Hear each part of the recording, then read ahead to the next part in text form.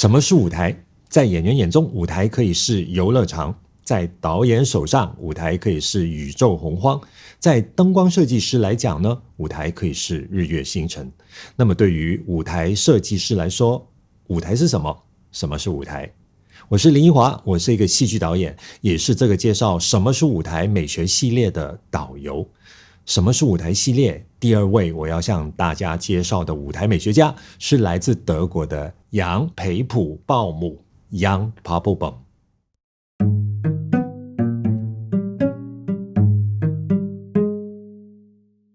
一般舞台设计师给人的印象，他的工作就是要为剧本创造可供演出的舞台布景。所以这个设计师的美学呢，就将会体现在舞台上的所有东西。它们可以是写实，可以象征，然而不能没有的就是能被看见的、能被评论的物件。所谓被看见与被评论，都是因为物件提供了与剧情相关的资讯。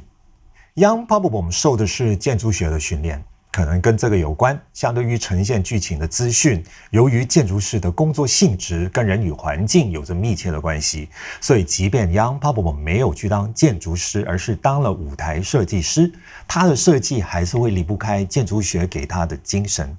比如重视人与环境、人与场合、人与人在同一个时空里，在感受、在思想上的互动。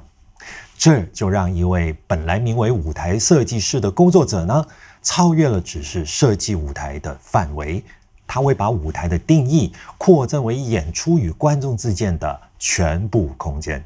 这些空间认知是从剧院本身的性质与构造开始，蔓延到剧院的功能，包括所针对的观众类型啊、艺术取向啊，还有如何落实等等。这些问题的思维都能在 Jan Papelbom 的设计里面找到。当他受邀进驻了柏林列宁广场剧院开始呢，舞台设计的工作已经不再是为单一的制作服务，他在设计的是不只是舞台，而是现代人与戏剧的关系。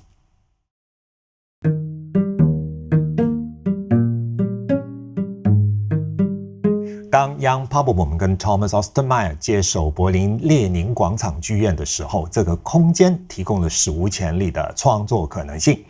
因为当为了要有一座剧院才盖出来的一座剧院，一般都是针对演出的特定需求以及观众的参与方式去设计。可是当柏林列宁广场剧院的前身是经历过一座被战火摧毁的电影院，重建之后又曾经是一个舞厅，到了70年代又变回是一家电影院，到了80年代又变回是个剧院。一座本身经历过如此多重使用方式的建筑物，如果只是以一种形式把它的身份锁死，比如说将荧幕改装成舞台，让看电影的观众席变成是看戏剧的观众席，那就是浪费了这座建筑物的历史价值，还有它在未来可以发挥的潜能。其中一个可能性就是创作了沃伊采克。Jan Papelbom 跟 Thomas Ostermeier 将柏林列宁广场剧院整个空间敞开，建造成一个360度的全景舞台。这个舞台是具有背光的戏剧图像以及剧场内原有的材料混合而成。图像上的建筑物景色都是以绘画的形式呈现的，这给人一种身处实景的印象。在这个背景之下有一个斜坡，整个舞台近看甚至会觉得像是在柏林市郊的一个实景，而观众就好像坐在一座巨大的公路桥下。整个布景是由背光照亮，灯光的变化可以呈现出一天当中时间的变更。在他们的另一出剧作《毕希纳的丹顿之死》中， Jan Papelbom 也尝试将观众直接带上舞台。舞台上首先是一个野台和市场，然后在剧情发展到需要行刑的时候呢，它就变成了是个刑场，而观众实际上就好像旁观者一样，在座位上看着整个剧情的发展了。除了以上这些19世纪的文本， Jan Papelbom 与 Thomas Ostermeier 认为剧团首要的重点是发展新的戏剧、新的文本，也就是在剧本中提出的对当时社会的种种问题，让这些问题往往在创作的过程中被提出来讨论、记录，并成为作品的内容。顺着这个过程，舞台的空间也在这些讨论当中孕育而生了。这里的一个例子是由夫克里希特制作名为《体系》的这个作品。这个作品是在排练期间思考跟编写的。这个剧目是延续数个月的演出，每一个月都会有新的内容陆续的被创作出来，所以 Jan Papelbom 的工作是与创作并行，而并非先讨论好一个舞台设计才发展作品。他将柏林列宁广场剧院的一个剧场设计得像一个岛屿，让观众与演员坐在一起，共同思考体系这个戏剧系列中所谈论的各种话题。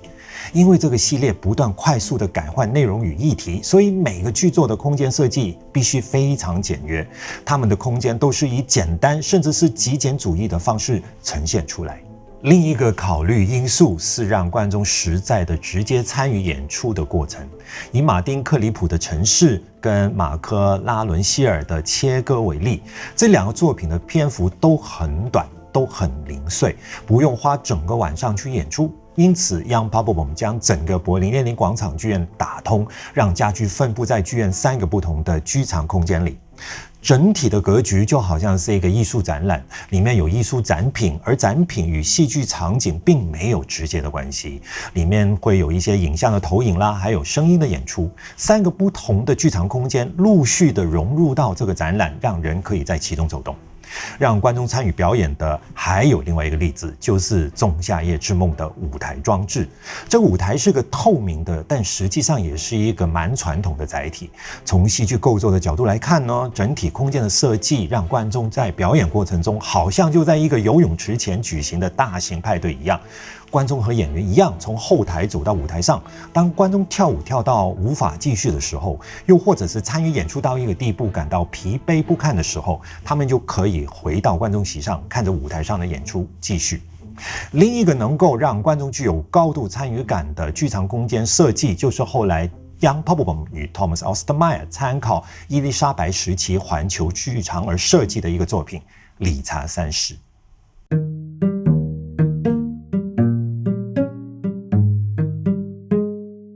2015年，理查三世开启了 Jan Papelbom 跟 Thomas Ostermeier 创作的另一个篇章。在这个作品问世的前几年呢，他们曾经为了如何运用剧院的空间做了一些辩论。在当时 Jan Papelbom 提出一些可以使用柏林列宁广场剧院独有空间设定的方式，因为他感到他们忽略了柏林列宁广场剧院是如此具有可变性与弹性的。然而，在累积了一定数量的观众与定目剧，部分大型的制作甚至会巡演的现实之下，使得他们越来越难在空间运用上进行实验。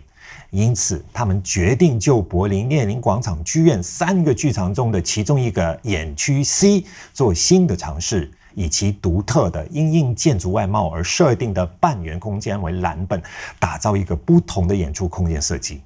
在 Jan Papelbom 的脑海里一直有着要创作一个伊丽莎白时期剧场的念头，而莎士比亚的剧目又是 Thomas Ostermeier 创作中重要的部分，因此他很明确的知道 Thomas Ostermeier 将会导演一出莎剧来标志这个新空间的成立。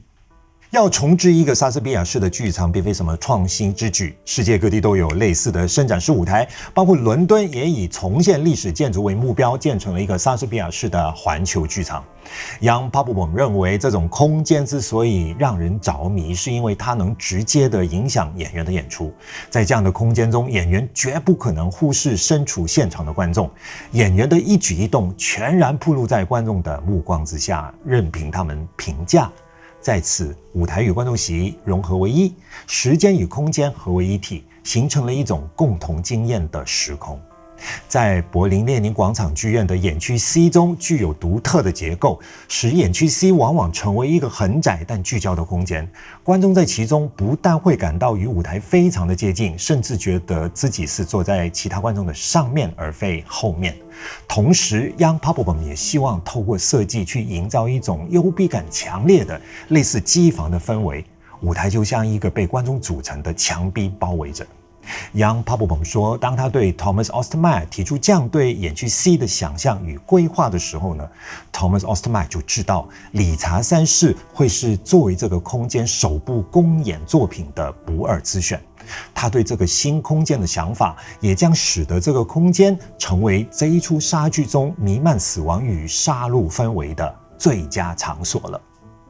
Jan Papelbom 说，要更顺利的与 Thomas Ostermeier 工作，最好是以具体的模型来开始。因此，他经常在建造模型，而不是画设计图。在理财3式中 ，Jan Papelbom 初步做了2个他认为合适那个空间的不同设计，即使方法不同，这2个设计都尽量凸显一种幽闭恐惧的感觉。这个感觉成为了他与 Thomas Ostermeier 讨论的起点。过程中发展出各种可能之后呢，有些想法会被淘汰。一步一步找到最终的方案。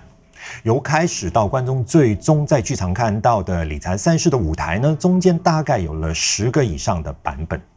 Jan Papelbom 跟 Thomas Ostermeier 的合作经验里，他有时会带上2个到3个很具体的模型，去让他们的讨论可以推进。但他自己都很清楚知道这些模型不会是最终的设计。他认为每个设计方案呢都有好处与缺点，透过用模型来作为讨论的媒介呢，就能让他们更具体的做出选择了。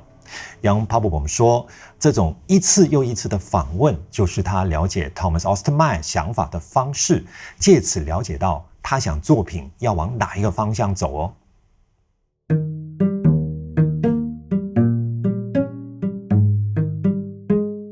Jan Papelbom 表示，他跟 Thomas Ostermeier 一直都很希望能够制作那些非常经典的剧作，尤其是易卜生、契诃夫的作品。然而，这些作品在过去的诠释中呢，也都有着剧场空间中隐形的第4面墙，区隔开了观众与舞台之间，让舞台成为了一个隐蔽的世界。Jan Papelbom 尝试寻找一个现代的形式，去设计一个既没有出入口也没有边框的空间，让舞台成为完整独立存在的自由个体，就好像剧院里的一件展示品一样，可以代表一个世界。